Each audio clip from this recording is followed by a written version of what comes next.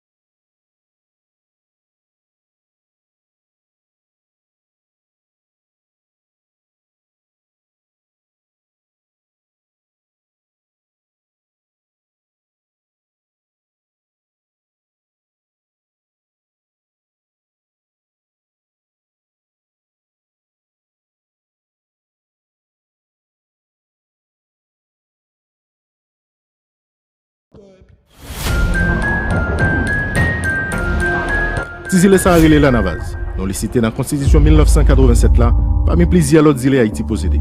Pourtant, le département intérieur États-Unis fait connaître Zile ça c'est propriété États-Unis. Aucune autorité haïtienne pas qu'à mettre point de pied aux Zile. Qui ça qui la cause ça?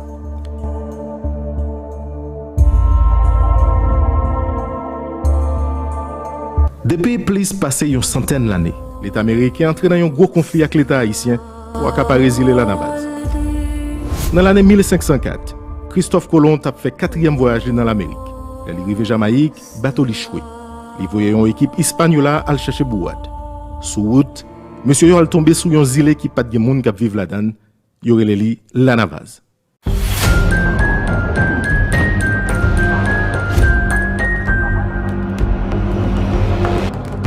Dans le mois de septembre 1857, un capitaine américain qui est Peter Duncan a tombé sous Zile. Il joint une quantité de substances sous lui qui est le guano.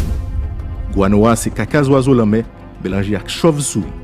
C'est une substance qui est qu'on vend pour un pile l'argent dans l'époque. Peter Duncan tout réclamé Zile en bas une loi fédérale américaine qui est le Guano Act. Qui ça Guano Act là? Guano Act, c'est une loi congrès américain passée dans l'année 1856 qui permet à tout citoyen américain prendre possession tout Zile qui gagne guano sous yo dans les États-Unis. Selon loi ça, Zile a n'importe côté, depuis il pas gen moun sou li ou bien il pas pour aucun autre pays. Même loi ça bay président américain en pouvoir pour utiliser la mer pour protéger territoire ça pour aucun autre pays pas monter sou li. Comment les États-Unis fait poser la patte sur un Zile qui pas jamais boulé? Sorti dans l'année 1801 pour arriver 1867, Haïti passé 8 constitutions. Yon dans constitution ça yo pas jamais cité non Lanavaz parmi Zile Haïti yo. Mais cependant, il était dit à clair que toute petite île et toute île qui tout près Haïti, c'est pour lui. Haïti va commencer à citer non Lanavaz à clair dans la constitution li à partir de l'année 1874, environ 17 années après l'État américain réclamé Zile. N'a fait connaître depuis l'année 1697, traité Rousseau éclat est déjà transféré Lanavaz, qui était une propriété de l'Espagne par Haïti dans l'époque là qui était sous domination de la France. Dans l'année 1998, le journal américain qui est le Washington Post a rapporté mission d'un groupe scientifique sous Zile Lanavaz qui découvrit plus passer une centaine d'espèces biologiques qui n'ont pas joué dans quel autre côté. Un scientiste qui est Nina Young fait connaître à travers Lanavaz, les États-Unis capables de gagner le plus bon récif qui existait. Lanavaz situé dans le nord-est Jamaïque avec Sid Kiba. Il y a 74 km ville Jérémy, il mesure environ 5 km². Pour qu'on y ait, Zile Lanavaz sous protection américaine. Dans l'année 1917, les États-Unis te mettaient en face sur lui, qui t'a pas tombé dans l'année 1996.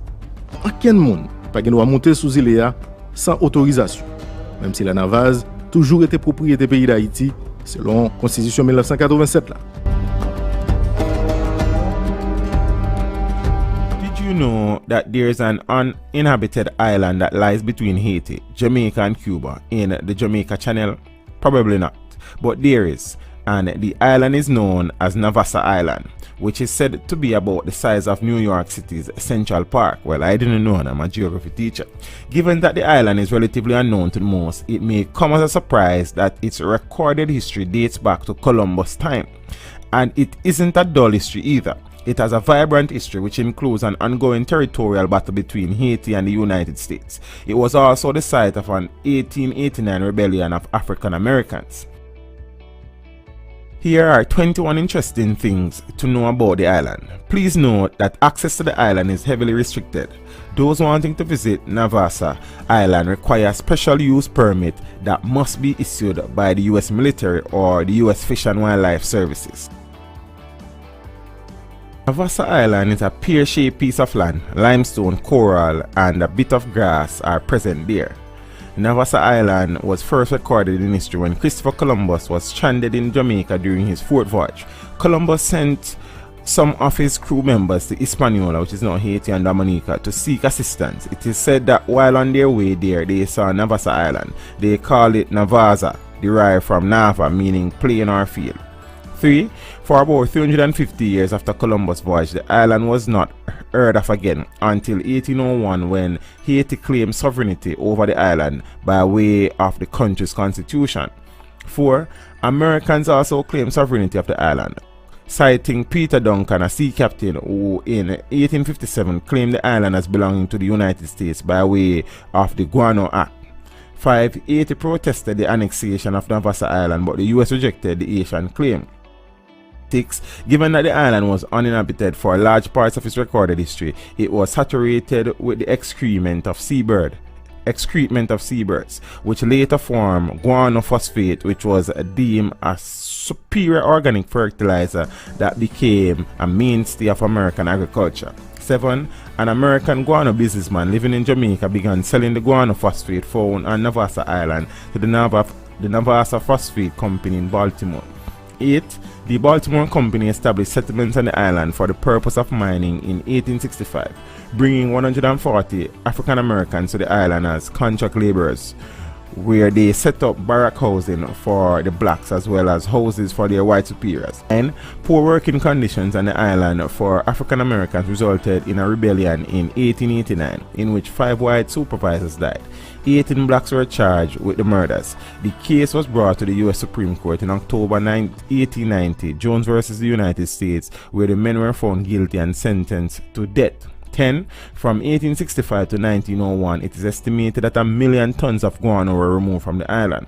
11. Navassa Island was abandoned again until the opening of the Panama Canal. 12. In 1913, the US Congress provided funds to build a lighthouse on Navassa to safeguard the island due to an increased number of ships passing the area following the opening of the Panama Canal. 13. A 46-meter tall lighthouse was built in 1917 on the southern side of the island. 14. Since World War II, amateur radio operators have frequently used the island to broadcast. 15.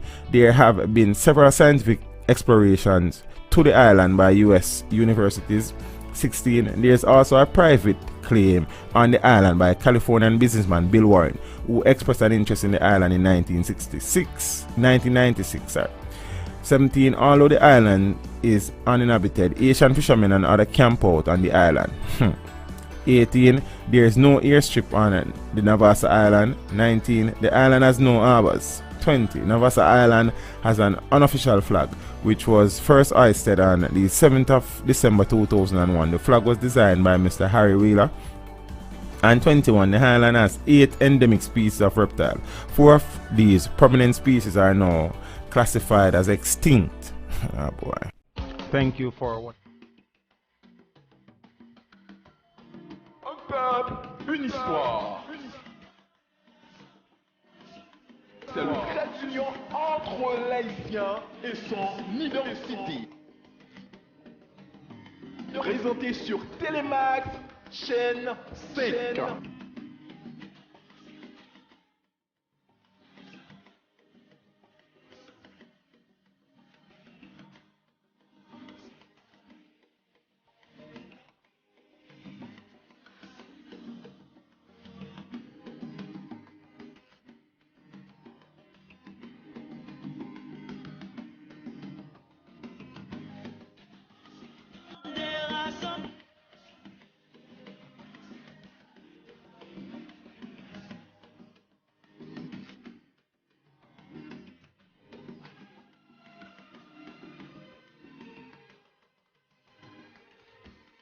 On peut une histoire. On peut